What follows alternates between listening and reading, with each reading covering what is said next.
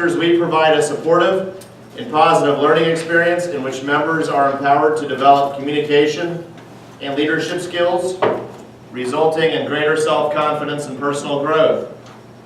Through this mission, each Toastmaster gains a clear understanding of the club's purpose and the organization as a whole benefits from a shared set of values and goals.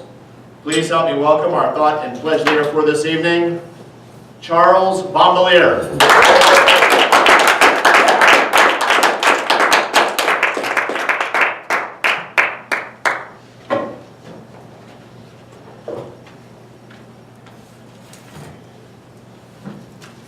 You exist, and therefore you matter.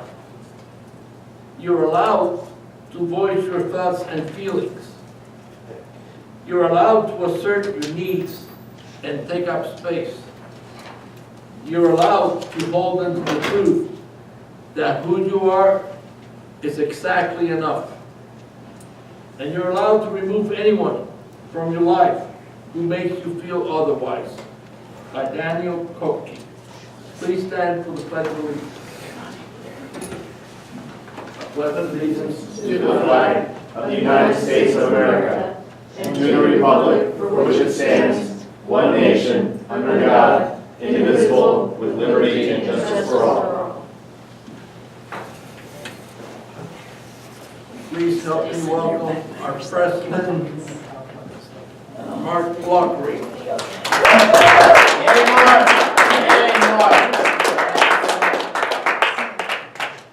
Good evening, CFF. Good evening. Love is in the air this evening. Unfortunately, so is Zika, so be careful. We don't have any guests tonight, so a couple of pre-meeting things that I'm going to discuss. I'm going to jettison the agenda, upcoming agendas, and the sign-up sheet for this contest. So if you guys can take a look and sign up for functionary positions, or if you're interested in being a contestant, we'd love to have you compete. I want to compete. But for tonight, let's get started with the love. Our Toastmaster this evening, quite possibly, has both the longest record in voting in our country's primaries and experiencing love is in the air. She has voted since 1969, when she turned 18, and finding love since 1951, when she was born. Please help me welcome a Central Florida Facilitator Charter Member, DTM, and Area 41 Director, Gail Hill Smith.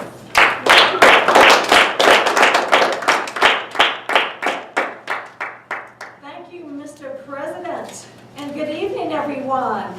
Good evening. Good evening.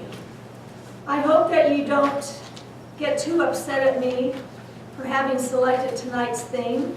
If you do, too bad. But I also partially blame Jay Majors for this. I'll take it. Feel the burn.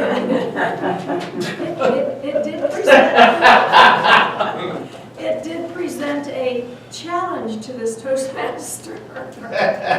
But before I get into the explanation of that challenge and a little bit more, there are a few changes and additions on our agenda. Our Supervisor of Elections is none other than aspiring CFF member, but Richard Sapp. And Stephen Morgan is our third evaluator this evening.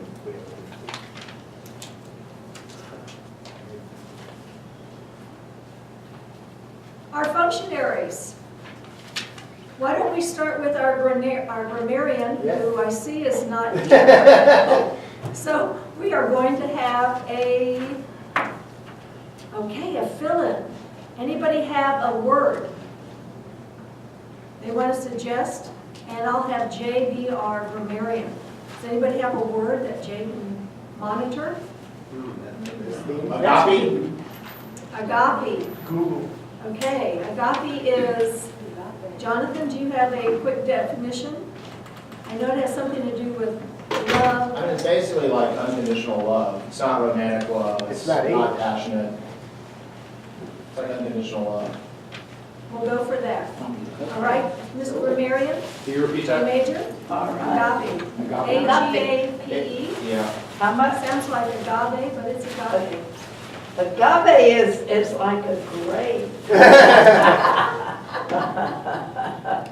So what is it? Agape? Agape, A-G-A-P-E. A-G-A-P-E. Okay. The word of the day today is agape. My job as grammarian will be watching out for who uses the word of the day as the evening goes along. I will be also listening for unique phrases and turns of words in what you say in your speeches, etc.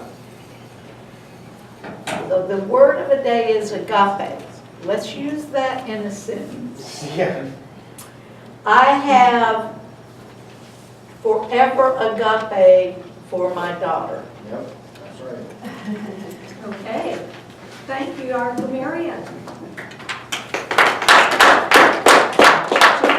Well, I went ahead and looked at the exact definition. It's the highest form of love one can possibly have, especially brotherly love, sisterly love, charitable love, the love of God for man and man for God.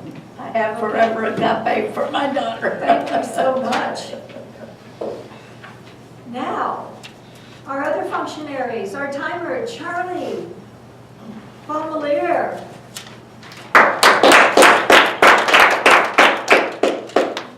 One of the skills Toastmasters practice is expressing a thought with a specific time. As timer, I am responsible for monitoring time for each speaker in each meeting segment. I will operate the timing signal indicating to each speaker how long he or she has been speaking. For our prepared speeches to qualify for voting, speakers must speak no less than 30 seconds under the range minimum and no more than 30 seconds over the range maximum. I will turn the green light at range minimum, the yellow light at mid-range, and the red light at range maximum. For table topic speakers, to qualify, speakers must speak at least 1 minute and no more than 2 minutes, 30 seconds. Green light, 1 minute. Yellow light, 1.5 minutes. And red light, 2 minutes. For evaluations, to qualify, evaluators must speak a minimum of 1 minute, 30 seconds and a maximum of 3 minutes, 30 seconds. Green light at 2 minutes. Yellow light at 2.5 minutes. Red light at 3 minutes. Our prepared speeches for tonight, I want to verify the timing. Jonathan, Don, it's 7 to 9 minutes? Yes, sir. Then Ricky, 5 to 7? Right. And Toni Gittles, 5 to 7 minutes? I'll take 7 to 9, thank you very 7 much. to 9? Madam Toast. Great, thank you.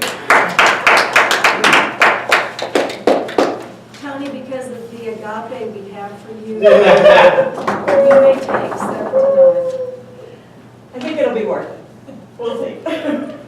It'll just throw off the entire time schedule, and that's okay. We started 10 minutes early. You did? Whoa, okay. No, I don't think we. Is there an outcome? I don't think we have not. And how about Susan Morgan as our Wizard of Oz? What are you doing this time? That's what the agenda says.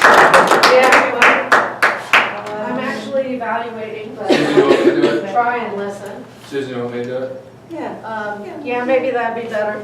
She'll stop counting when it comes time. Yeah, really stop talking. Where's the buzzer at? Oh. In front of Tony? My job is to keep track of audible crutches such as and double clutches, which is the repetition of a word while the speaker thinks of their next word. I will also note sentences strung together with bridge words like and or so, and I'll report at the end of the meeting where I noted any of these infractions. Where a buzzer is available, I will sound the buzzer when I hear any of these infractions. Does anybody not want to use the buzzer? I thought Tim did a nice job last week. Really use the buzzer. Really hammering everybody. So I'll try to be a little more aggressive. Sharing your adoption. The buzzer is not to embarrass the speaker, only to give immediate feedback. It may also stimulate an ability to get past distractions that invariably occur during a speech. Guest members who have not yet given their icebreaker speech are not normally buzzed. The fine for each infraction is 10 cents. Guests and members who have not given their icebreaker speech will not be fined, but I will keep track of their infractions to help them improve their speaking ability. Madam Toastmaster. Thank you so much. And bringing up the end of our functionary roles is Richard Sapp as our supervisor of elections. Tell us what you want As vote counter, I will pick up your ballots for best speaker, best table topic speaker, best evaluator, and most improved speaker. I will tally the results for award presentations at the end of the meeting. I will also pick up any comments you might have for the speakers or any meeting participant and deliver the comments to the appropriate person. Thank you, Madam Toastmaster. All right. And thank you for that report, because that transitions right into an additional vote that we will be taking this evening. All of you have on your table a ballot. This is I want you to check next to that love box. What candidate would you have voted for in the primary? Now, I will let you know that I did eliminate, I forgot John Kasich. So you might have to write that in on some of your ballots. I caught that after I started writing. And Cruz, I spelled it wrong. It's not a C, it's a K. Hey, that's no problem. We don't give a flip anyway. That is your opinion. Do not sway a vote. We remember, we have agape. Yeah. We have agape for all. No. For them. Now, in addition, since this was printed last night, Christy has withdrawn from the vote primaries, and I never added Carly, so she's not on there. You're missing Carson Who cares about the Republicans? Really? Yeah, they don't seem to. Carson, yes, you need to add Carson unless he too has withdrawn since printing this up. Now, what are you going to do with that? Well, you're going to make a vote for who you would have, and you can do write-ins, and then our vote counter is going to come around, and he's going to give you a big, big kiss. He wants to collect a ballot from all of you. He wants to collect your vote for your best speaker, best evaluator, and he has a kiss to give you. So give him a vote, he'll give you a kiss. All right, with that said. No talking. Hey, that's up to our vote. Now, why did this theme present such a challenge? Can you all think of any parallel, any correlation between love is in the air and so are primaries? You get screwed in both ways? That's good, I like that. Ultimately, yes, you could. So when coming up with this theme, I happened to be sitting to our grammarian this evening, Jaye, and I said, you need to give a twist to this. And she immediately said, let's add so are primaries. So I went with it. And believe it or not, between my own personal experiences, Wikipedia, and of course the uncensored media, I was able to actually find some both common denominators, some parallels, some, oh gosh, there was just a lot of commonality. Really? Not!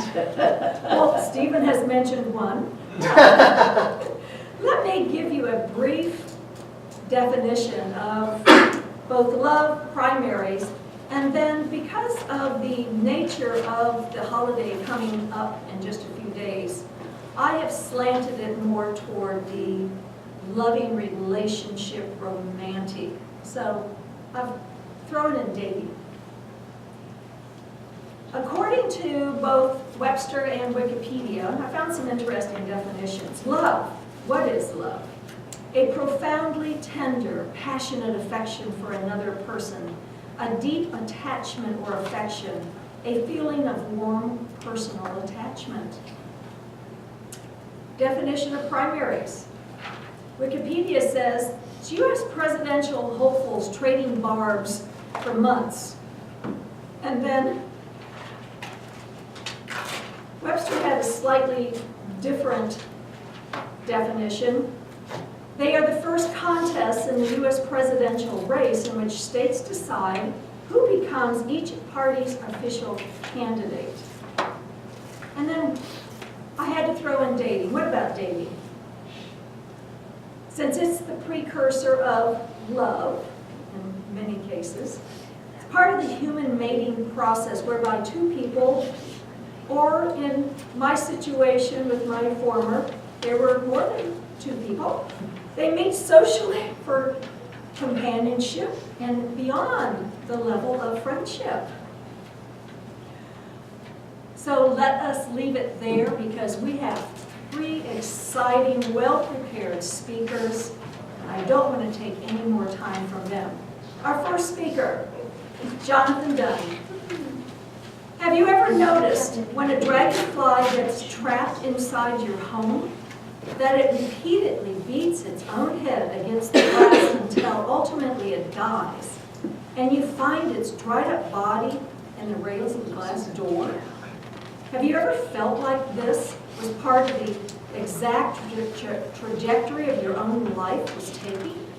If so, kick back and relax so you can finally lose that feeling once and for all. Put your hands together and please welcome Jonathan Dunn with love, I can't read your writing, with, Otherwise, allow us to have way more love in the air. there you go. Welcome Toastmaster Jonathan.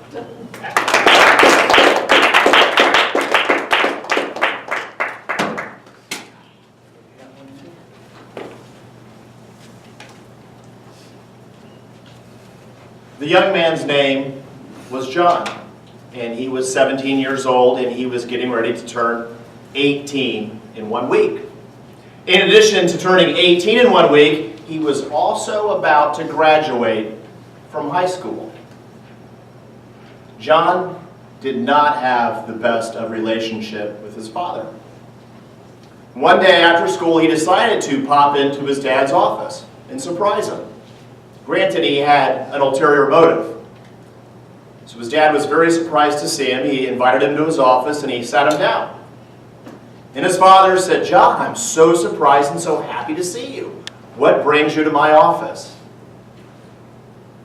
John told his father, "Dad, if you really love me, I want you to do something for me. If you really love me, Dad, you know it's my birthday next week. You know I'm getting ready to graduate from school. If you really, really love me, you'll do something for me." And his dad just kind of reclined back in his chair and said, "John, what would you like me to do for you?" And his dad said, "If you really love me," his son said, "if you really love me, I want you to get me a car for my birthday. And on top of that, Dad, if you buy me a car for my birthday, I don't expect a single thing from you for graduation." His dad was really taken aback, and he was just smiling, and he said, "We'll see, and we'll talk about this more at dinner tonight." So they both went on their way. Dinner happened a few hours later, and there was absolutely zero discussion on the topic. His dad was a little uncomfortable with it, and John was very uncomfortable with it, and really was at that point where he wished he hadn't said anything at all. The next morning before school, they sat down for breakfast together. And John had changed his mind throughout the night. And he said, "Dad, about that request I had at your office." And his dad says, "Funny you say that, son. I was going to ask you, what kind of car would you like exactly? I mean, you came and told me you wanted a car for your birthday, but what kind of car would you like?" John suddenly got really, really excited. He said, "Dad, you know what kind of car I love. I've got them all throughout my room." John was a huge fan of the Ford Mustang. So he told his dad, "Dad, I would love nothing more than to have a red Ford Mustang GT." And his heart was racing. His dad said, "Ford Mustang GT, well, would you like cloth interior or leather? Would you like 5-speed or automatic? Would you like a sunroof?" And suddenly there was a lot of conversation going on, and it ended without any sort of finalities. And his birthday happened the following week. John was sure he was going to get a car for his birthday, so he saved his father's present for last. He was so excited, he was rushing through all the presents. There was lots of family and friends there, and he got to his dad's present. There was no car with a big red bow in the driveway. There was a paper about this big. He could tell it looked like a book. But he thought maybe it was like the owner's manual. So he goes and he rips it open, and he sees it's not an owner's manual for a Ford Mustang. It's a Holy Bible. And to tell you that John was upset would be a complete understatement. For those of you that have children and you've seen them throw temper tantrums, he took the Bible and he threw it as hard as he could across the room.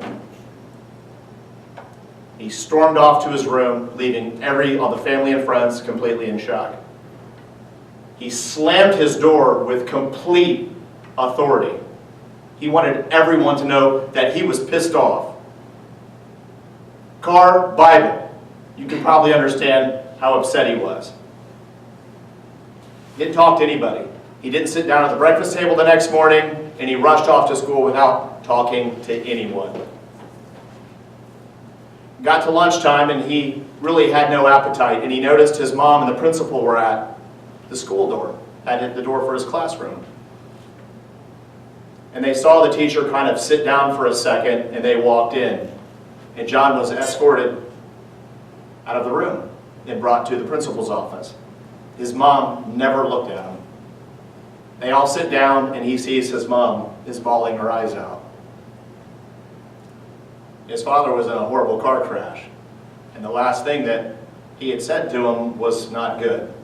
So they all rushed off to go to the hospital, and his dad was attached to every possible sort of apparatus you can imagine, and he was unresponsive. He was in a coma. And John sat in his room for hours upon hours upon hours with nothing, just wanting his dad back so bad. He finally, out of pure starvation, goes out the hallway to the cafeteria, and he gets back up and he sees all kinds of commotion, and his dad died. His dad died. Imagine if that was the last thing you really thought about your dad. And he went home, and he went back to his room again. Except this time, the partially open Bible his mom had put in his room just when she was cleaning up. And he was just looking for something to console him. He was inconsolable. So he took the Bible and he ripped it open, and he was just looking at it. And he opens it up, and his dad had written him a letter inside of the Bible. It said basically, and I can't repeat it verbatim, "Dear John, we're so proud of you for graduating from high school, the young man that you've become. The answer to all life's questions and all life's problems are inside of these pages. And I want so much more for you than you'll ever know. I love you so much more than you'll ever know." And his dad had written this to him the day before. So then he just starts strumming through it for passages, and he comes across like a bookmark. And he opens it up. His dad had went down and found out how much the car he wanted was. It was roughly $22,000. That's really not important. And there was a check to John inside of the Bible to buy the car that he wanted. And he was absolutely beyond devastated at that point. He got through that, he went off to college, very much haunted by this situation, but at the same time it was really directing him. So he still had his mother, and then he went back home his first summer of school after his freshman year, and since his dad was gone, he decided to tell his mom something that he thought had always kind of been a barrier between him and his father, and that was that John was gay. He was expecting a pretty warm reception from his mother, and she basically told him she never wanted to see him again. And he became alienated from his mother. Once again, pretty inconsolable. He went off to college, he wasn't sure what he wanted to do, but when he went back for his sophomore year, he had a laser-like beam focus. And he never wanted someone to go through what he had gone through in his own life. It hurt him so bad. But at the same time, he didn't blame anybody else. He didn't blame the government. He didn't get angry. He didn't go on antidepressants. He knew, really, just that the universe had been directing him all along. And he decided to become a counselor. And in 2008, John Davidson became my counselor.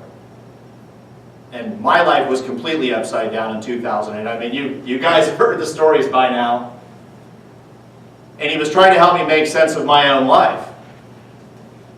And he told me that story because he felt like it was really important and I needed to know that with what I was dealing with. And the first thing that he told me is what I'm going to tell you tonight, which is the title of the speech.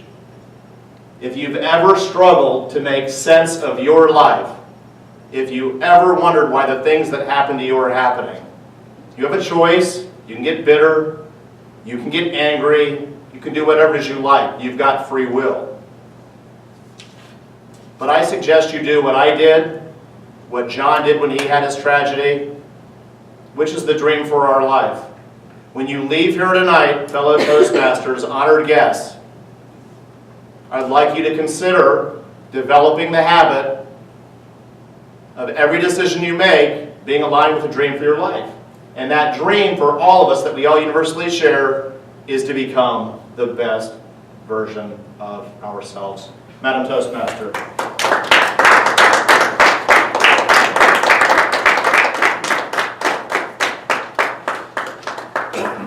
Thank you, Jonathan. And if our timer can give us a minute on the clock, give us an opportunity to write some comments on the perforated forms we have on the tables. And then our vote counter will come around at the appropriate time and collect those comments. And collects the votes.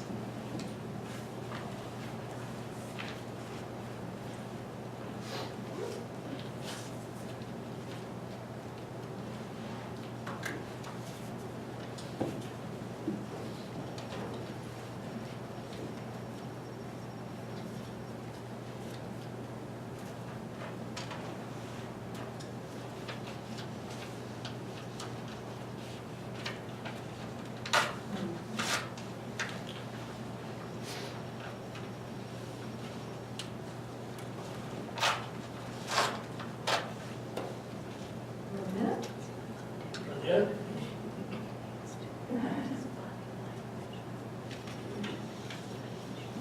Minute. All right. If I can have you turn off those red lights. I know it's Valentine's, but thank you, Charlie.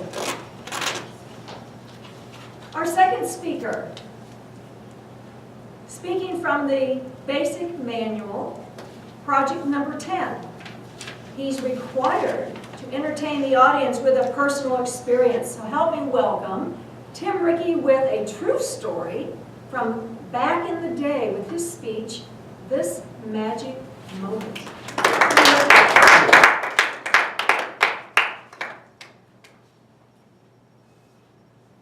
As the spring vines of Brigham Field finished their growth 18 miles west of Chicago, the students of York Community High School grew restless, excitedly waiting the end of the school year. There was little talk of the school's lackluster baseball team. The record of 1-12 was nothing to talk about. Good evening, fellow Toastmasters and other baby boomers in the room. Hi, and hi. There's two of us here. We grew up in a time when things were completely different than they are today, of course. And we have another one back there. I'm sorry I didn't see your hand. Write that down. During those days, a new type of music was discovered. And it is called, and was called, rock and roll. I can still remember hearing Chuck Berry on the radio as I went up to the corner and around the bend in my '57 Chevy, and that was exactly what he was saying in the lyrics. And I said, was Chuck here? Now, he did record at Checker Records in Chicago, so maybe he was. I don't know.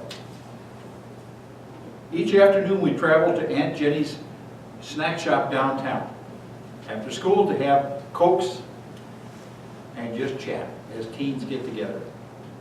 Now, if you spilled something in there, Ted, the big Greek guy, would walk up and he'd say, you know where the mop is. And he would not put up with anything. And his father was the cashier, who was an immigrant from Greece who could not speak English, and all he could do was run, You'd hand him the check for the amount of money, you give him his change, and that's all you ever heard. I never heard him speak a word of English, or any word, actually. It was Ted that did that.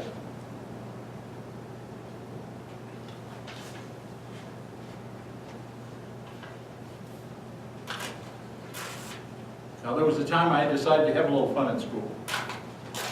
I said, hey guys, why don't we get some red poplin pants and white sweaters, and we'll have Dave just wearing that. So there were 5 of us jumped in to do this, and we think, some of them said, we'll get kicked out of school. Well, you're not going to get kicked out of school for that. We're not getting boozed up or smoking anything. But guess what? We got kicked out of school for 3 days.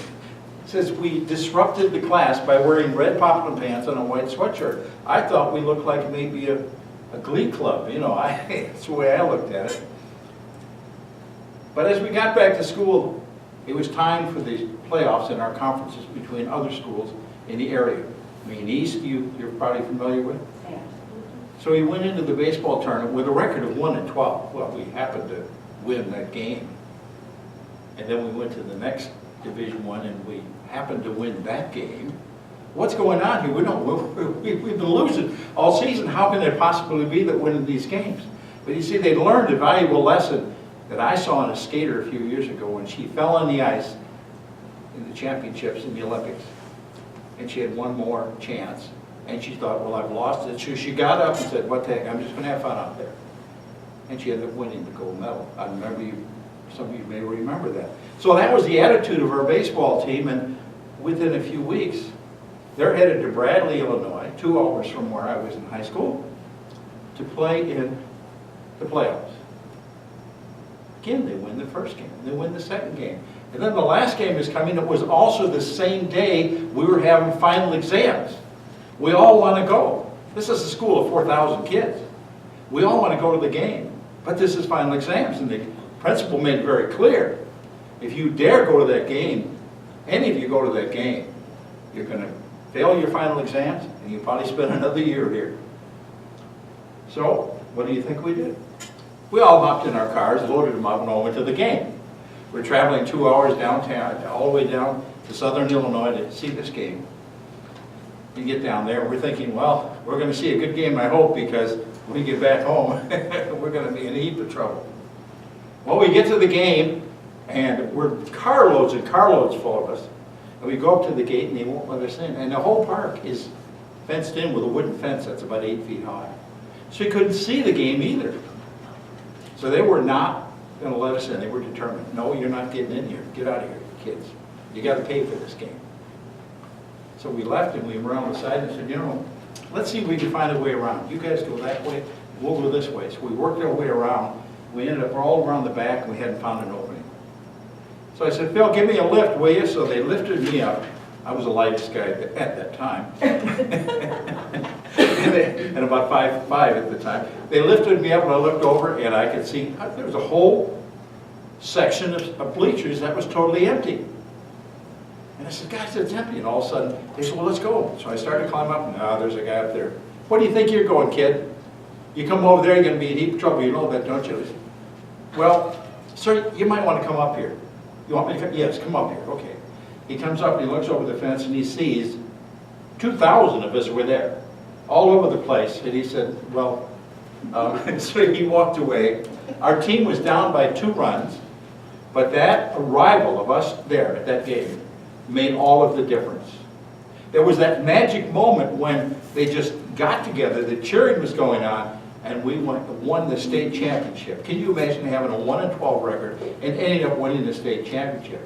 Now that's a way to finish high school, because in every one of our lives, you're going to find yourself at a point where you can say, you know, this happened because of this magic moment. And of course, magic.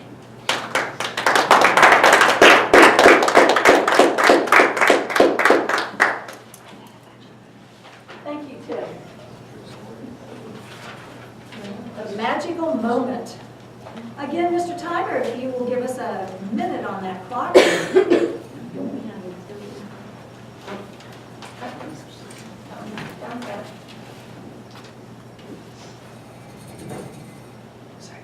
Yeah, a little closer. This way.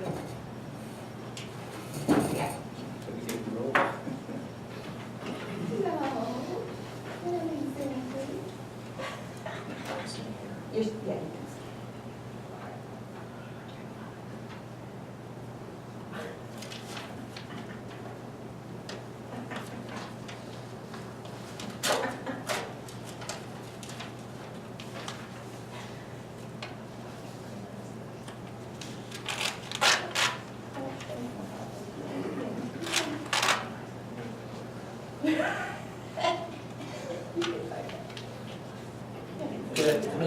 Thank you so much.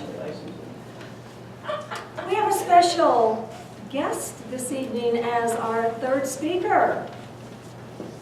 It is renowned expert in the area of love and relationships. Her first book, Happiness is a Decision of the Heart, has sold 10 million copies worldwide. Her second book, Love 'Em or Leave 'Em, Love Isn't Rocket Science, released February 1st, has already sold 20 million copies and is on the Amazon bestseller list of all time. It has been translated into Swahili and Gamaguma and is selling gangbusters in Africa and North Pole. You know our guest as Dr. Love, and she is here 4 days before Valentine's Day to give our listeners tips for a successful day with a pleasurable outcome. In addition, callers, please call with your most confusing relationship problems. We are so happy to have back on this segment of Love 'Em or Leave 'Em. Welcome back to WCFF Radio, Dr. Love. Our callers are eagerly awaiting your advice, and gosh, look, the phone lines are already lighting up. There's so much excitement with your presence here. Oh, here is an email. Wait a minute, my turn. Sorry. Thank you, Smithy. You can start now. Okay. Thank you, Smithy. Love your show. Let's be honest. Let me talk to your viewers honestly. Valentine's Day is the only day of the year that produces the most stress for people in relationship. It has a higher stress level than going home for the holidays with relatives you hate. It has a higher stress rate than taking a college entrance exam. It even has a higher stress rate than the death of a family member. Statistics suggest that men fail to make their women partners happy on Valentine's Day 80% of the time. Relationship breakups have been reported as high as 95% within a month of February 14th. Obviously, men can't take the embarrassment of disappointing their partners when a really stupid gift is given, like a see-through red nightie from Victoria's Secret when a woman wants a romantic weekend in St. Augustine. Yeah. This is sad. And as I outline in my book, Love 'Em or Leave 'Em, Love Isn't Rocket Science, this is all preventable. If your listeners would just follow the advice in my book. Both men and women, Smithy, are responsible for this mess. So listen closely. And as always, I suggest your listeners take notes and go to my website right now and order my book before a breakup is evident. Smithy, I understand you have a question that was emailed in. Yes, absolutely. This email is from Susan. Susan says, I've been married to a wonderful man for quite a few years now.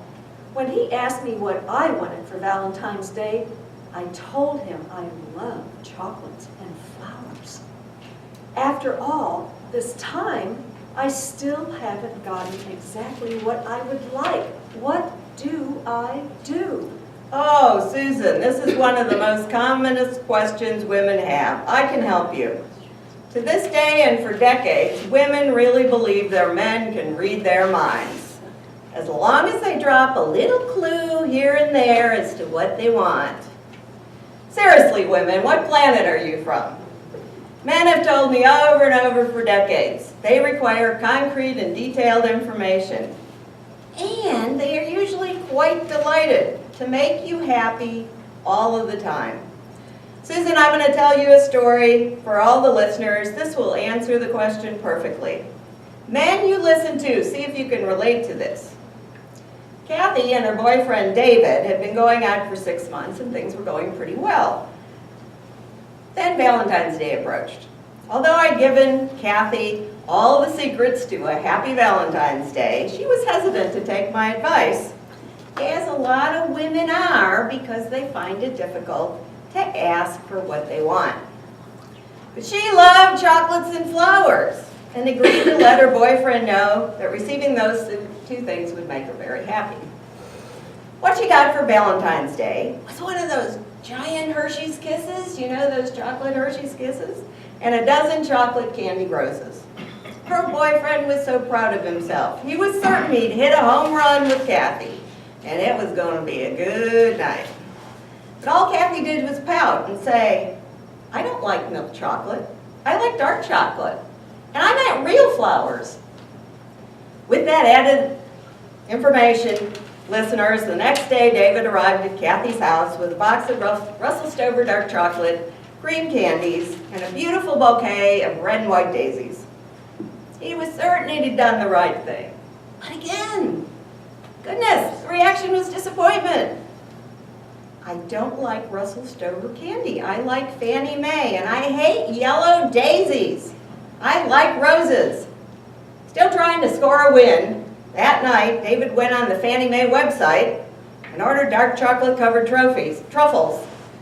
He shipped them overnight.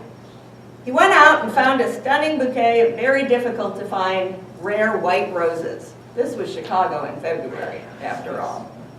Would you believe more disappointment from Kathy? What now? David exclaimed. Well, I like Fannie Mae dark chocolate-covered almonds and red roses. Well, David shook his head. Why didn't you just say so a week ago? Would you believe both Kathy and David finally learned their lessons, but they make the mistake millions of couples make all the time. So Susan, and women out there, get specific from asking what you want. Men, if it's vague and unclear, ask questions. The moral of the story, get specific about what you want, women.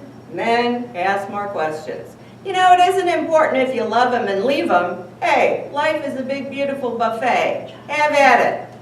But if you leave them because you don't know how to communicate properly with each other, then shame on you. You're missing out on a lot long-term romance and intimacy. Smitty, I understand there's a caller named John on the phone. Hi, John. This is Dr. Love. What can I do for you? I really don't have a question. Oh my God. My girlfriend and I are totally in love. We get along well and are talking about getting married. Well, John, why did you call? Because she told me to, and I always do what she tells me. John, that's really very impressive. So, men, are you keeping up with this conversation? First, find out what your woman wants, and then follow through on her request, as long as it will make you happy to do so. John, did it make you happy to fill a request? Very much. A bit of advice though, I'm certain your girlfriend would have been very impressed if you had asked her, what would you like me to ask Dr. Love? So maybe ask her and call back. Or maybe she was just testing you to see if you would call and make her happy. Women do that sometimes. Good luck, John. It looks like you're going to love them and not leave them. I'll be looking for an invitation to the wedding. The moral of the story, if Mama ain't happy, nobody's happy. Smithy, I think I've got time for one more caller. Yes, we have Mark on the phone. Mark, you are live with Dr. Love. What is your question? Yeah, hi, am I on? Dr. Love, I read your book, and you know, I actually think I know more about love than you. After all, I've been married 3 times. You've only been married once, and that was back in the Carter administration. So, how can you give advice to people if you're not even married? Mark, that's a fair question, but it shows you're completely ignorant regarding love and sex across the generations. The 1960s and 70s, after all, were the era of drugs, sex, and rock and roll, so you don't need to feel sorry for me at all. I'm not married today because I don't want to be married. In addition, at 66 years old, marriage doesn't mean much at this point. Most seniors are just looking for action. After all, haven't you heard the expression, what happens in the retirement community stays in the retirement community?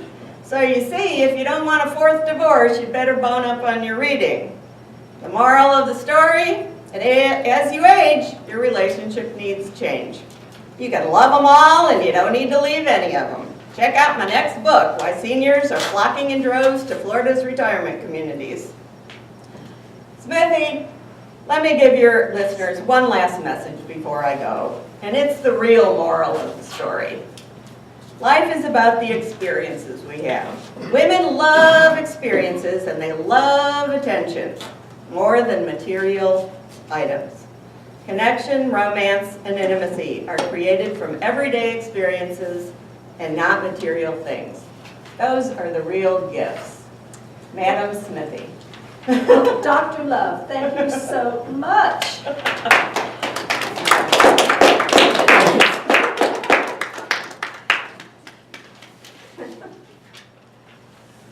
All right, Mr. Timer, if we could have one more minute on that timer, please. We write comments for Dr. Love, aka our own Toni Giddles.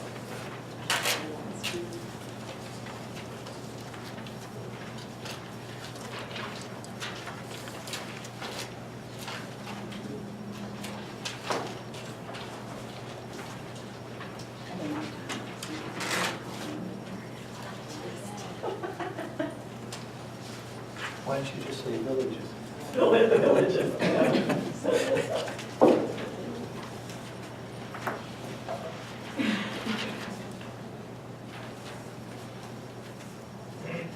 Okay, we have probably a few seconds. Mr. Tyler, would you like to tell us how our speakers did? They qualified.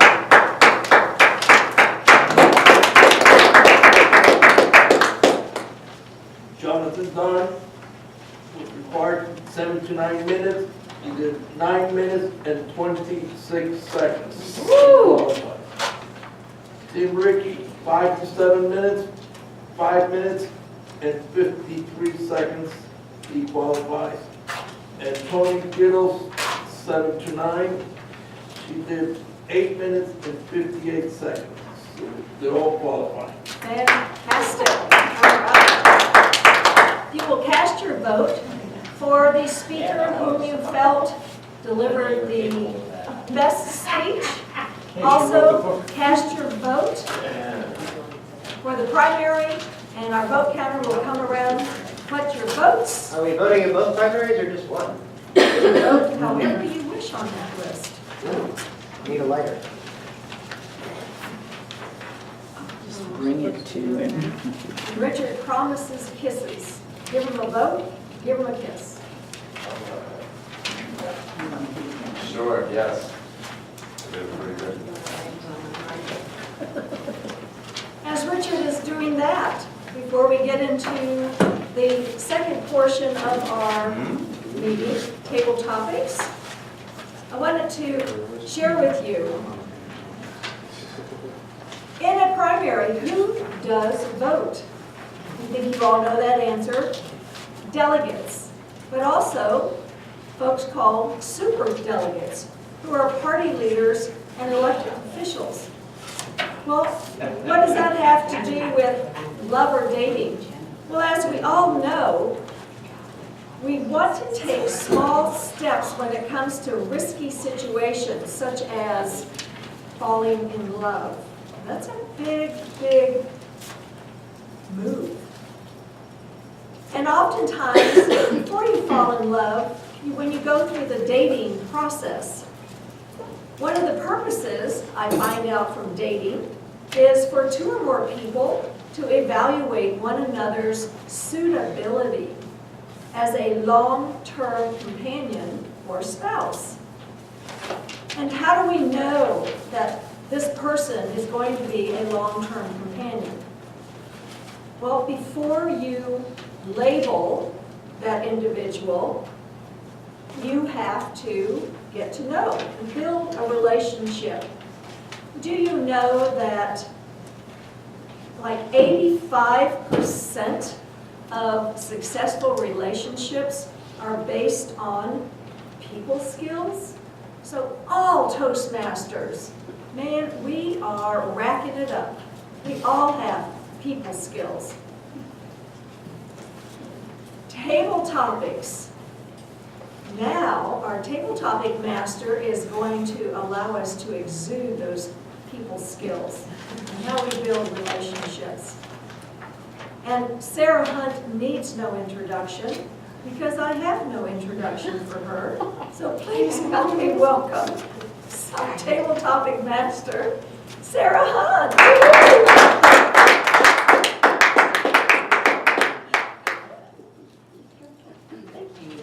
Gail. You're very welcome. Table topics. Our time to speak off the cuff. And what a tricky topic. Love is in the air and so are the primaries. I couldn't find any connection. So do I just blend the two? That didn't seem right. Pick love or pick politics? It's not going to be politics, so I'll save those questions. So those that love that, Jay, sorry, Charlie, I know you're probably wanting some of those questions, but it's going to be focused on more the Valentine's Day, the love. I can take that too. So here's a quick fact about myself. When I was born, I lived my first home, the first 5 years, was on a street called St. Valentine's Close. That's a very cool street to be born on. Who do you like to be close with on Valentine's Day? Roy. Who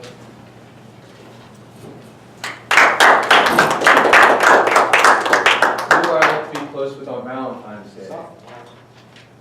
Yes.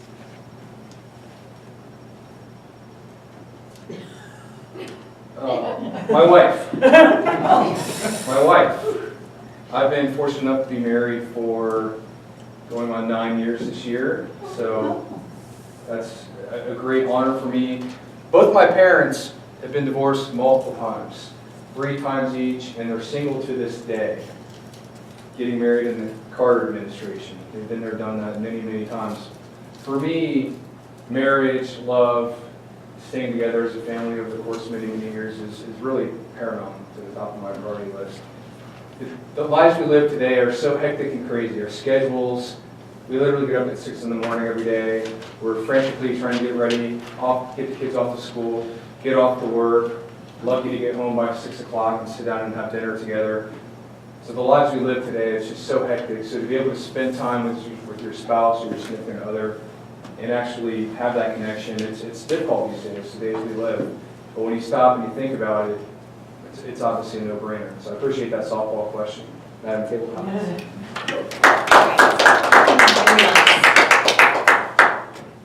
Let's look at different cultures. Japan. There, the women traditionally buy chocolates for the men on February 14th. Then, 1 month later, March 14th, the men return the favor and buy chocolates for the women that remembered them in February. So March 14th is called the White Day, and traditionally the chocolate given is white in color. Do you have any traditions you like to carry out on Valentine's Day? Stephen?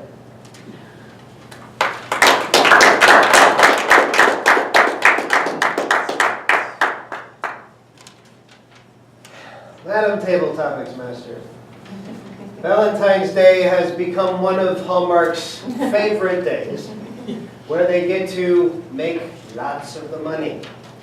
At the same time, the florists depend on this particular day to survive. If you've ever gone to try and find roses day before or on Valentine's Day, what are the prices that you see? Have you come across those? How much is a dozen roses? 50 bucks? Boy, that's not bad. 75 in Chicago. What is the price of that same dozen roses on February 15th? $15. I would rather spend the money that I have on a much better experience on the 15th that we would enjoy so much better than to throw it all into their pockets for a blown-up price for a day that has no specific meaning to us other than everyone else says it should. Therefore, the tradition that we've had with Valentine's has been, we don't want anything special there, let's go do something a day or two after, where everything is cheaper, we don't have to fight for places in the restaurants, we'll be much more relaxed and be able to enjoy it so much better. Therefore, the tradition we have for Valentine's Day is, heck, screw it. Madam Table Topics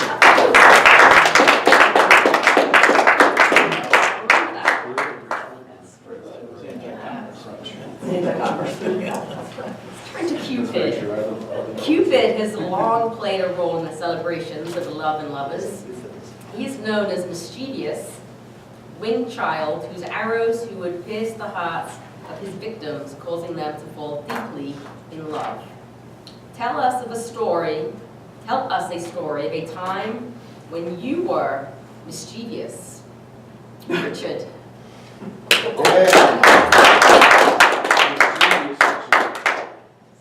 This have in line with Valentine's Day? Not anything related, nothing that has to do with Mischievous. Just mischievous.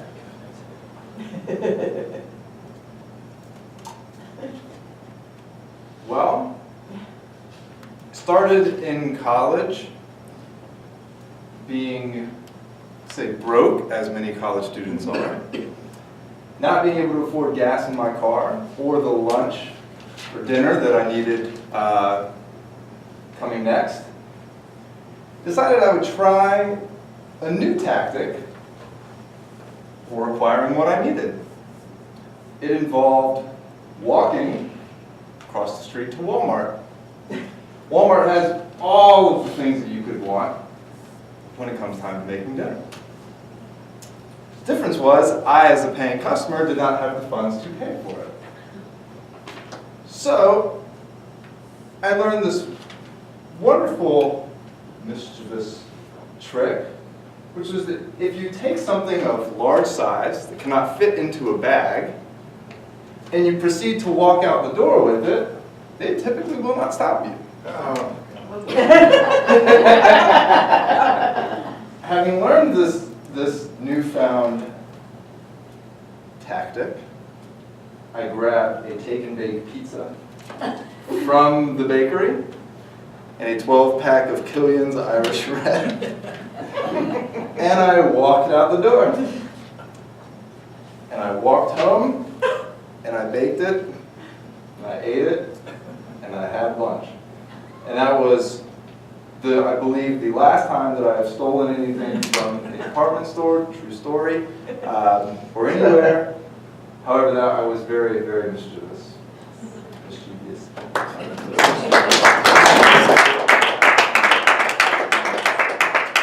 Don't do it, by the way. I don't recommend it. It's not worth it. It's not worth it. Apparently it was. All right. As long as you grab 12 back. 1 in 5 women buy Valentine's gifts for themselves. Tell us one gift you would splurge on to treat yourself. Jay.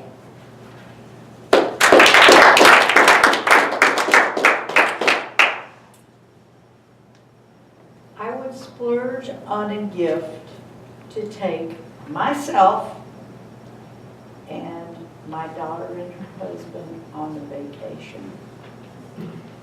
I would splurge on a day of that vacation, at least for them to have the time for themselves and do whatever they wanted to do. I would splurge on spending time with them, spending time with my daughter, that they both need, especially her, because of some of the things she's going through with her work at this point in time. I would give them both my love and everything that I could do for them.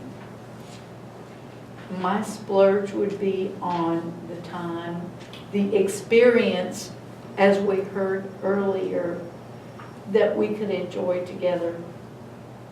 We could sail away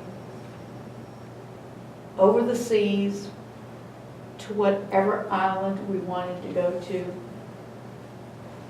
Enjoy the day on the beach, eat lobster, crabs, and just have fun. Who needs the chocolate? Just be together with the people that are the most important to you in your life and love them forever. And that is what I would splurge on. Thank you, Madam.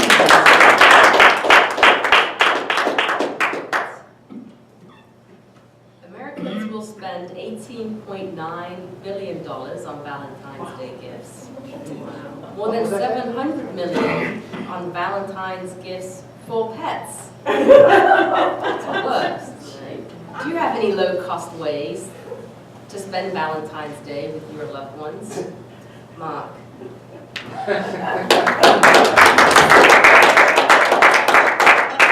Thank you, Madam Table Topics speaker. First of all, I just want to say, I want to marry Steven. I have the exact same thinking about Valentine's as my brother over there does. I don't like to spend a dime on it, because to me, every day should be Valentine's Day. We don't need a holiday for that. And as for chocolates, as a matter of fact, my wife will give me a chocolate on February 14th, I think it was. And on March 14th, I will turn around and give her the exact same chocolate. Hopefully she would have forgotten that she gave it to me the month before. Every holiday is a low-cost holiday in our house, to be honest with you. I've probably spent more money on Talk Like a Pirate Day than I have on Valentine's Day. I really don't know what to say other than the total package really doesn't need to spend money on cards or gifts or anything like that. She's just thankful that she has someone like me that loves her unconditionally and puts up with her 12 cats on a daily basis. And I do it with a smile on my face because I love her so much.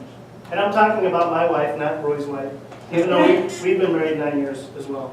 So, thank you, Madam Table Topics.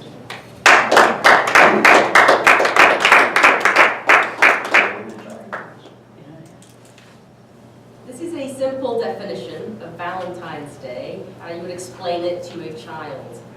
It's about expressing love through kindness. Who or what in this life are you deeply in love with? Charlie. I'd have to pass. Who's left? We'll end with Gail. Or you're passing it to Tim? It's a free-for-all. Tim, you've got the question. It's like the Zika virus. We're Is Susan evaluating? I'm evaluating. So was Stephen. Are you done? I know that. Sorry, Stephen. The question is, Are you ever done? Who or what in this life are you deeply in love with? Who and what in this life? Well, it's got to be a woman. Unfortunately, she's not here with us anymore. She passed away 2 years ago. Her name is Laurel Marie Rickey. And she believed in me like no one believed in me and loved me like I didn't think you could be loved. She was with me in business every day. Took 7 years before we even had a misunderstanding. We had communication. That's difficult to achieve, and it is. And I actually went through a divorce. She got hooked on OxyContin after an accident, and it just, wow. You wake up to somebody different every day. And I didn't divorce her, she divorced me. She said, you deserve something better. I didn't agree with it, but I couldn't say anything about it. But I think about her every day. I've got pictures of her in my condo because she was that much. But then there's the 5 kids she had when I married her, and they were all teenagers, so you can see there might be a problem there. But it wasn't a problem because I wanted 10 kids, and this was simple for me, actually. And they're all doing well, love them all. But to this day, I do miss Laura. She was the love of my life.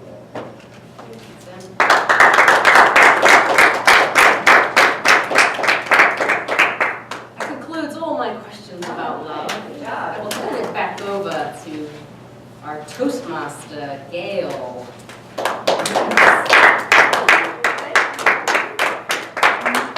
Outstanding, Sarah, thank you. I'm glad to know that you found the theme as challenging as I did, and I selected it. What are some other parallels that I have found? Well, I will let you know in a moment. How about our timers report on our table topics? Charlie, volunteer.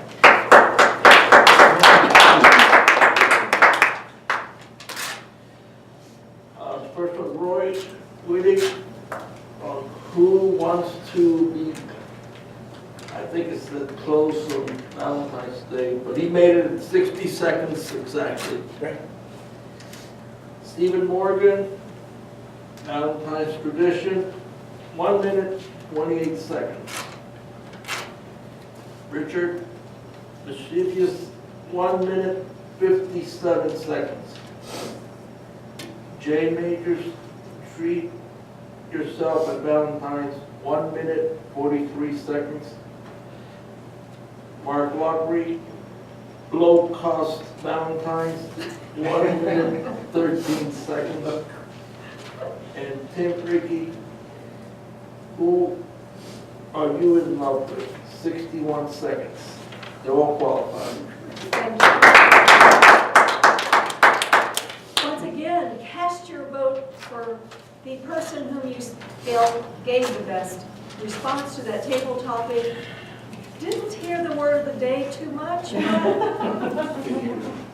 And Richard will give you a kiss for that vote. As he does that, I was trying to find parallels or correlations, but this next aspect of our theme, I didn't find too much. When it comes to primaries, does anybody know, this is a random fact, but does anybody know how many votes are needed for a Republican candidate? The delegate gather? How many to gather delegates? those- Yeah. 126. No, it's in the No, thousand range. 187 or something. Close, 1,237. 37. Yes. And I don't understand this, didn't have time to go in and try to figure out why, but the Democratic candidates, the votes needed is almost twice that, They have twice as many delegates. 2,383. So that might be the symbol of it.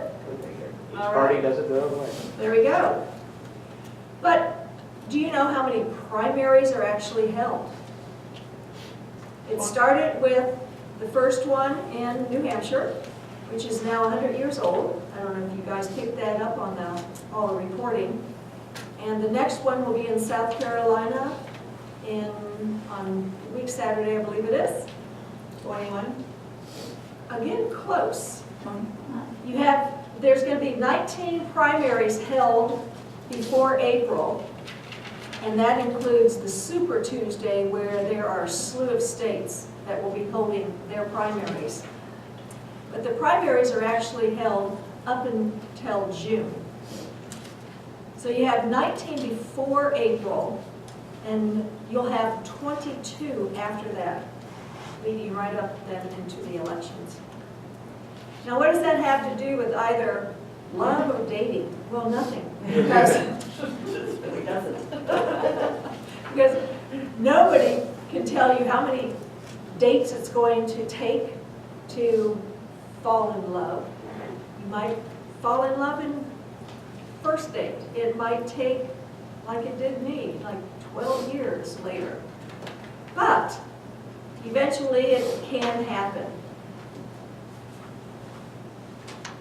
Now, our general evaluator. Do you have a tidbit of information?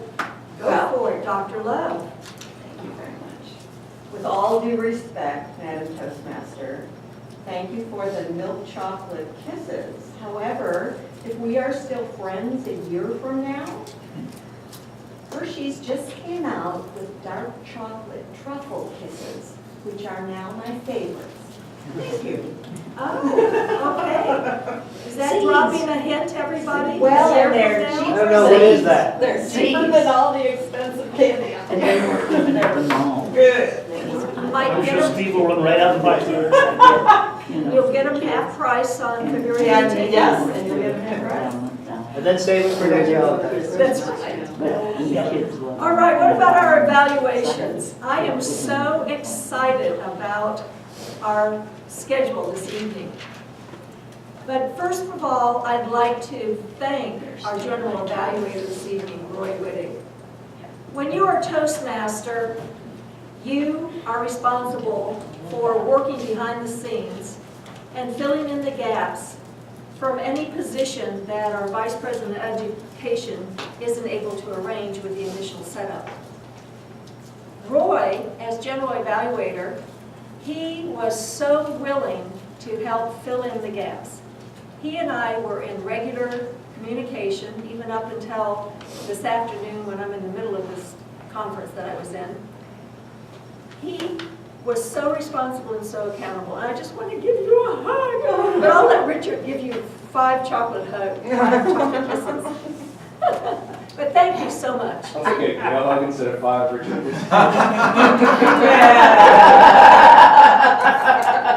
Wait, let's get this on the camera. I would do. Nothing is lovelier, he says, than a well-organized meeting that starts on time, ensures everyone gets to speak, and flows fluidly throughout the night. Even sexier is an organized, free-flowing evening packed full of dynamite speeches, knockout table topics, and insightful evaluations. Please help welcome our sexy, insightful, and exciting General Evaluator, Mr. Roy Whitting.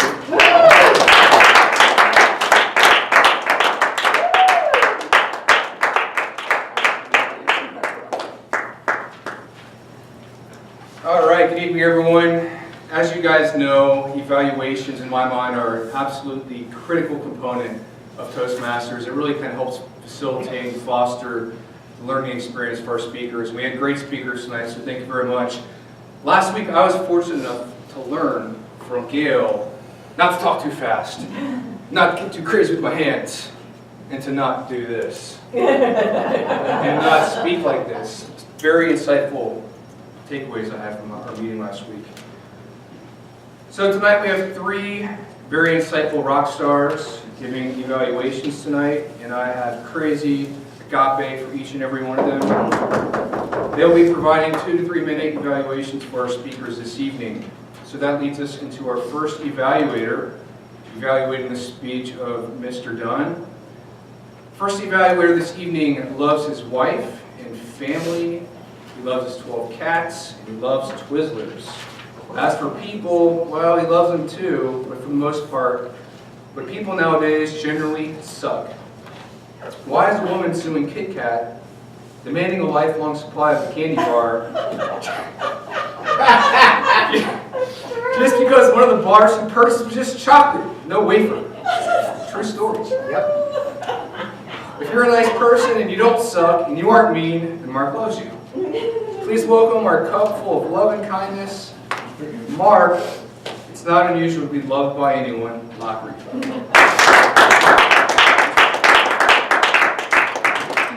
you, Yeah, that was supposed to be sung, by the way. But that's okay. Thank you, Mr. General Evaluator, members and guests, and to my young dragonfly, Jonathan. Beat your head on the wall. Done. Got it. Tonight, your assignment was the keynote address. And one of your objectives was to establish a rapport with the audience. And I must say, mission accomplished.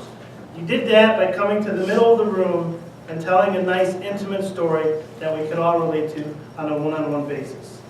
You did it with body gestures, you did it with eye contact, as if it was a one-on-one with each of us.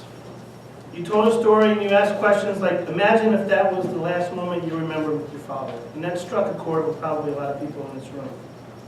You also connected with a lot of us because many of us are parents. And we have never known any of our kids to come to us with anything other than an ulterior motive. So, we were able to relate to that. Did the speaker use words and pictures and dynamic examples? You did, for sure. I could almost touch that red Mustang. And it was an interesting connection, a Mustang being a race sports car, and John's heart racing, as he was excited that he was going to be getting that car in anticipation. As for a message in your speech, the way you presented the story, I could tell John hated to receive the Bible. And the fact that the check was still in it towards the end of the speech told me that he didn't even bother to open it. But it's kind of funny that he followed some of the very principles that the Bible instills upon its readers without even reading it. Also, that was a great use of the Bible as a visual representation. One suggestion I would make, though, there aren't many, but one that I would make is I would have announced the cost of the car up front, because a lot of us deal in figures. And if you would have said that he wanted a car and it was $22,000, I think I would have been able to relate how expensive that would have been for a family like that, and how much of a hard thing that would have been for the dad to do that. And then later, bring the drama and the message home. He opened up the Bible, and along with a personal letter from his proud father, a check for $22,000. You also had to leave us with a challenge, and you challenged us to be the best version of ourselves. That was also one of your objectives. Jonathan, overall, I thought this was a tremendous speech. You have an uncanny talent for storytelling, and you do it with such passion. I love listening to you talk. Nothing but agape for you, bro. Mr. General Evaluator.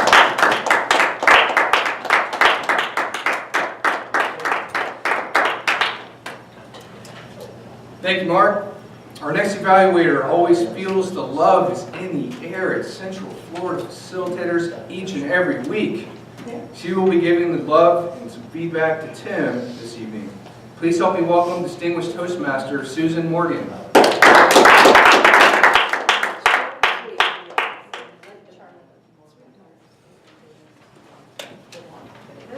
Good evening, everyone. The magic moment. We got to listen about the magic moment. And this was the entertaining speech that was in the back of the manual, the competent communication manual. And one of the questions it asked of us was, what indicated to you that the audience was entertained?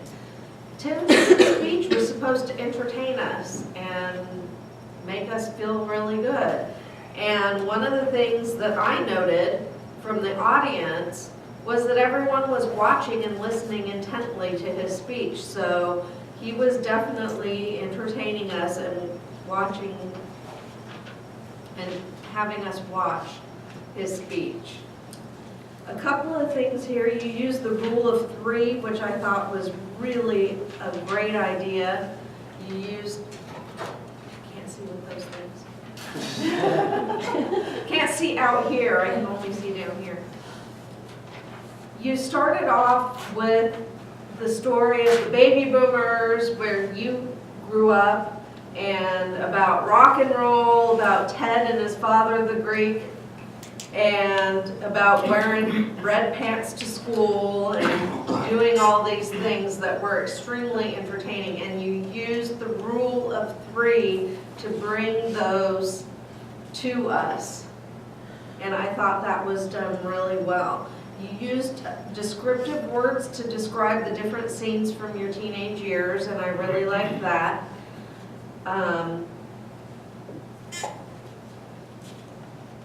I would probably, for a couple of suggestions, you started off your speech with a tiny little bit about baseball, you know, about your school only being 12 and 3 or something like that, but I didn't think that was all that important until the end of your speech. So you might want to try and make that a little bit more important at the very beginning, because that was the magic moment.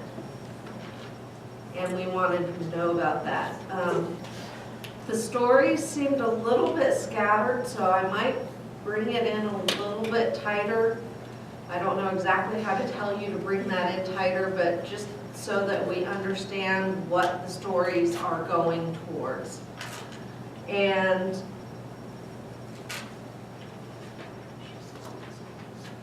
yeah, and like I said, at the start of your speech, maybe the stronger baseball story. But other than that, I thought you did an excellent job. You were up here, you were very well dressed, you presented everything well, and your stories were really, really good. And I think if you just get that baseball thing in a little tighter and around to the conclusion, it would be an excellent, excellent speech.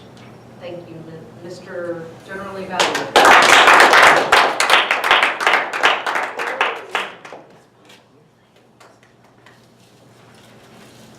Thank you, Susan. Stephen first joined Toastmasters in 1997. Since then, he's come to realize that although Toastmasters International emphasizes communication and leadership, the true core values at the heart of Toastmaster spirit are encouragement and support for mutual growth. Please welcome Advanced Toastmaster Gold, Stephen Morgan.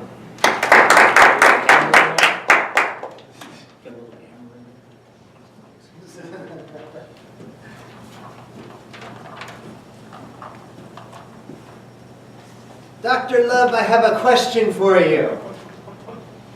Since you're so knowledgeable about these things, which retirement community gets the most action? Villages.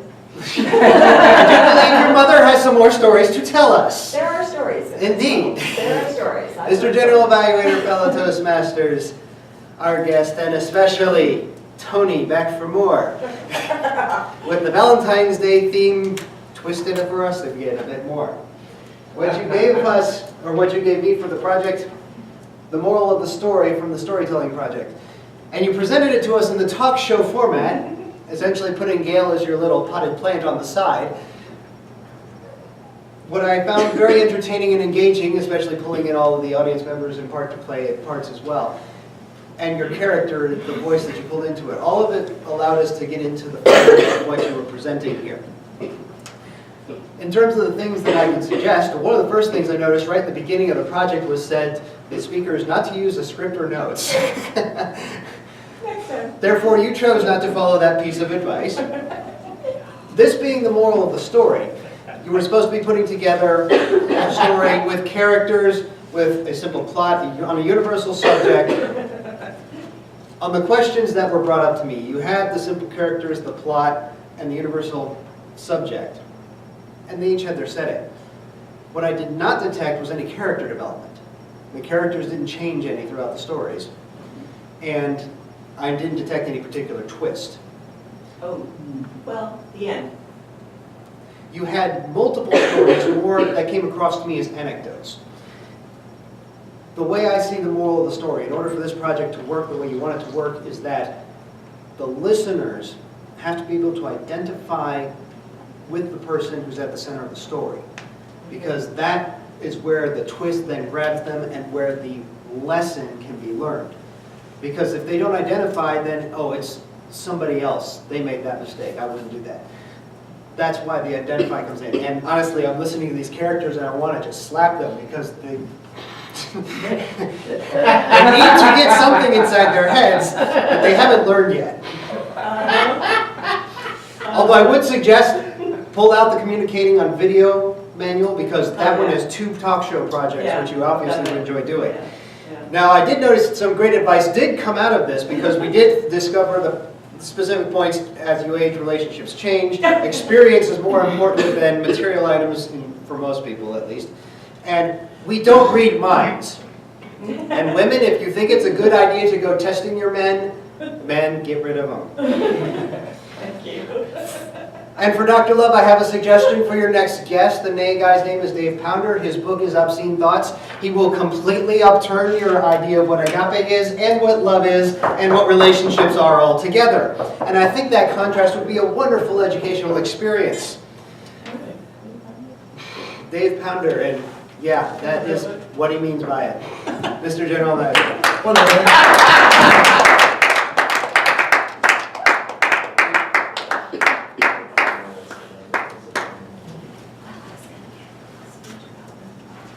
Thanks, Stephen.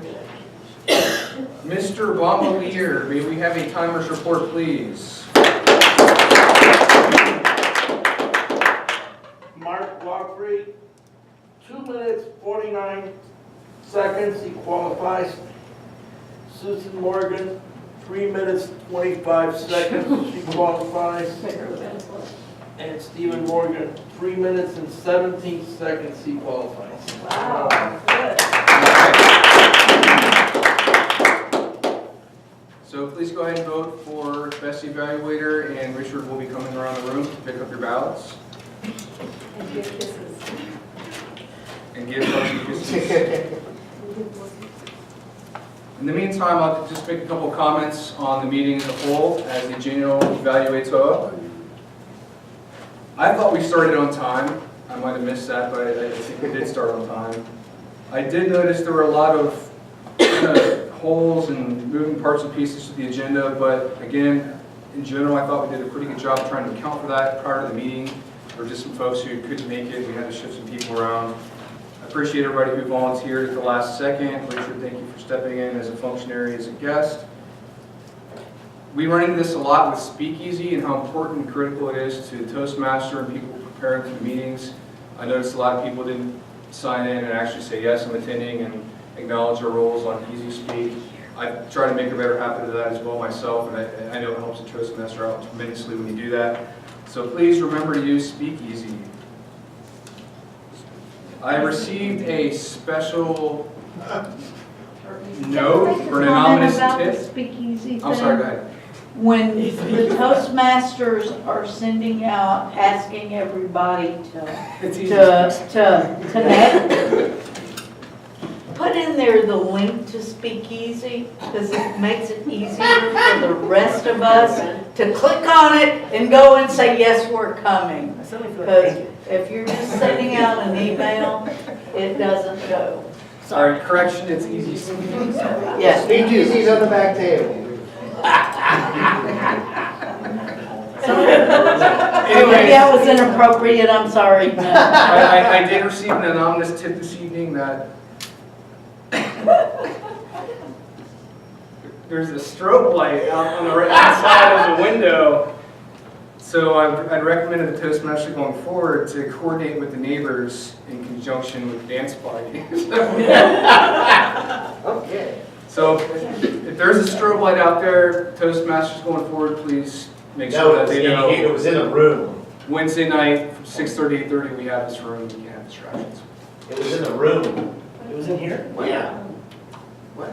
Yes, the strobe light was in here. Okay. It kept going off to my right side, that's why I didn't even look over here. Okay. So it wasn't the dance party next door. No. And then just one more tip. Please make sure your phones are turned off so they're not buzzing or beeping during presentation speaks. That's all I have. So with that, I will turn it over to our Toastmasters. Yes, it was you. No, it wasn't. I didn't present. It was you. Okay, Mark, turn it back over to the president. That's what I'm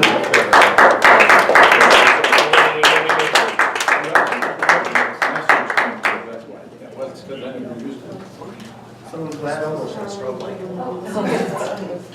We have, I believe we have some functionary reports that we need to finalize. So we will call on our grammarian, Jay. Can you give us a functionary report for the grammarian, please? Thank you, Mr. Toastmaster. Well, tonight was a really fun night for everyone. The sad part is only 3 people used the word. And maybe I'll include myself because I had to use it in the beginning. So that would be 4. But Gail used it, Jonathan used it, and Stephen used the word.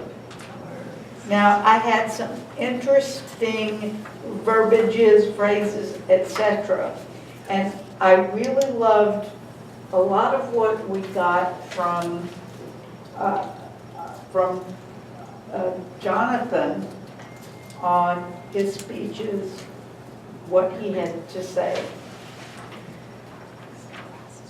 Imagine that it was the last moment of your, that you would see your father.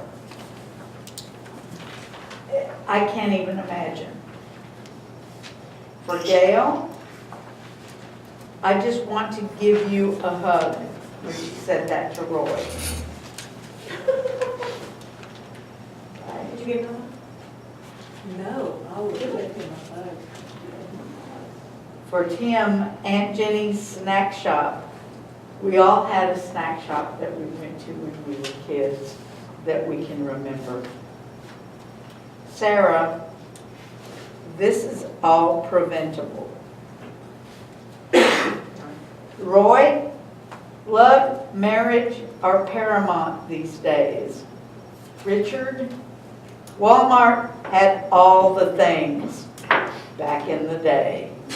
Right? Tim, because she was that much. I love that. Because she was that much. Roy, insightful rock stars. Jonathan, your 12 cats! $22,000 also.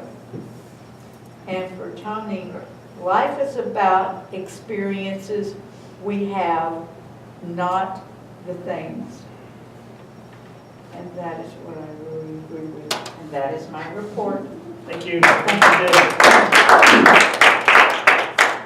And our Wizard of Oz tonight, I believe, is being Roy doing that function tonight? Yes, sir.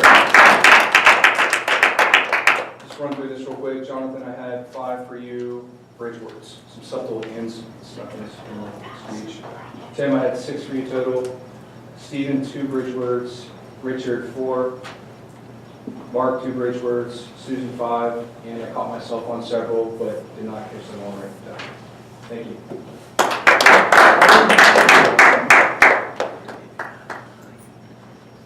Do we have the agenda? The agenda We is- do have the agenda. Okay. We need speakers. We have no speakers for next week, so anybody looking to speak?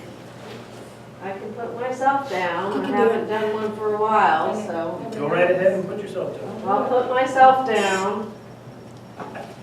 We've got Mark as Table Topics Master, Jaye as General Evaluator. The evaluators for the non-existent speakers so far is Tim and Gloria. I'll speak. You'll speak? Okay. So Toni and Susan.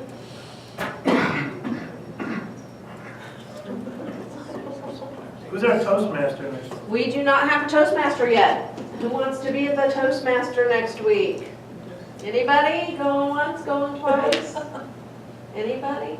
I'll have to get Turn with, to grab bag meeting, you might have to do it anyway. yeah. I may have to do Toastmaster instead of a speech. We'll have to see how that goes. I nominate Sarah Hunt. She's not sure how she's feeling right now. She's been sick for a while, so we'll see how that goes. For our contest, which is the week after that, or week after next week, which we still don't have many people signed up. We have them as contestants, but we still need, I did get one judge. So that's good, and we also have another judge in the works. And I still need a chief judge, 2 timers, a ballot count, 2 ballot counters, and 3 sergeant at arms. Would a different date be better?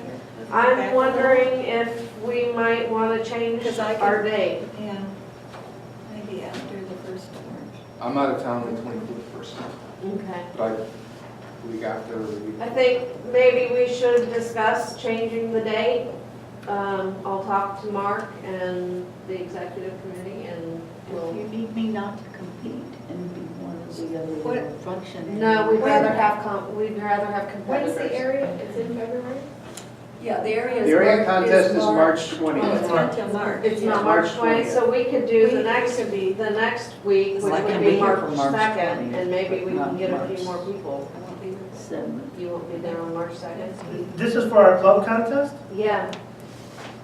Why don't we give it like 2 or 3 more days and Okay. we'll hit the pavement, and if we can't get Okay. some more that filled in by the end of the weekend, then we'll make that I call. need help from the other clubs. Yeah, I do, I will, I have, people I know in Lake Mary We Toastmasters. should be hitting Lake View, Yeah. right across the street. I'll bring it up Friday in Winter Park Club. Speaking of Winter Oh, Park Club, Winter Park, yes, please. when is your club contest? I think it's in 2 weeks. I'm pretty sure same week. So 26? 26th? I think so. Yeah, I think so. Okay. Because we do have somebody who would reciprocate a judge. Yeah, For us. I'll see if I can do an offer on that for, but let me know, make And sure. they I know the already date. said if we would, if we would give a judge, they would give Sure. a judge, so. The articulators have always been really good about helping us Yeah, out and too. we can do They meet tomorrow morning, articulators so- and the orators. So there are quite a few clubs around that I can talk to and hopefully we can get things going. Okay, thank you, Susan. All right, let's give some awards out. Tonight, our Best Speaker Award.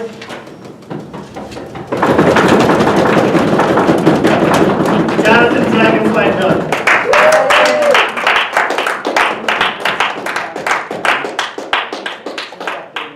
Don't forget what's on top. Oh, Jonathan, I forgot.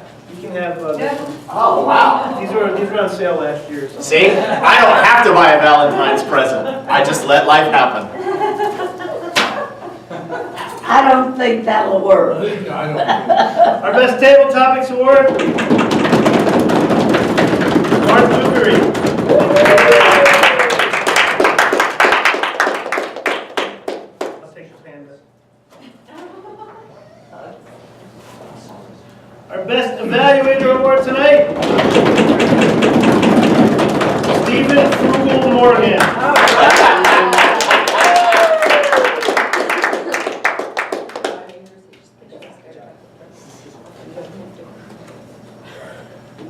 Our Most Improved Award.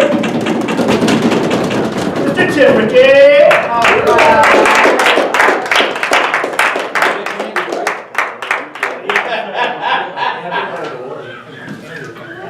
Steve, I'll give you yours so you can re-gift it next year. I'll leave it right here on the side, sorry about that.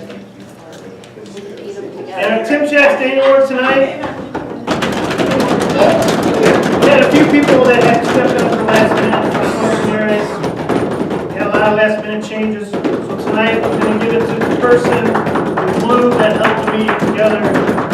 Our Toastmaster Gail S.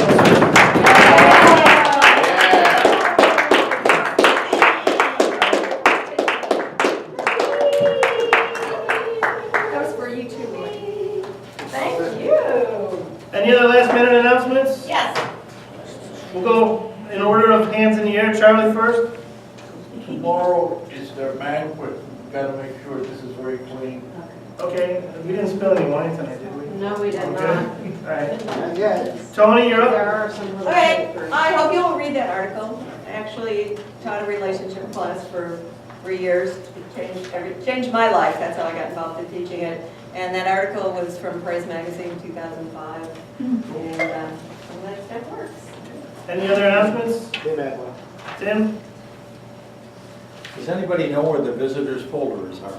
They're gone out in the back, all the stuff we have. Hold on, I got a couple cards in the car, so. I have it. You have, okay, as long as I know what to say. Well, the other thing, this was kind of unique. I got a text here while I had the meeting from my very first girlfriend at 12 years old. She's still in Chicago. And ironically, to do it during this meeting, you know, I asked her a few months ago how things were going up there for her, you know, her and her kids, because I introduced her to her husband. That was her best man many years ago. And her question was, heck with what's going on here, how's the weather down there? Too damn cold. Too cold, right, for tonight It anyway. scared me with my girlfriend 12 years No. old. 12 years old. Glad you cleared How that up. about our ballots? Okay. Yeah. Yes, we have the results of the primaries. I'm not sure if somebody stuffed the ballot box, but surprisingly by a landslide, we had Donald Trump.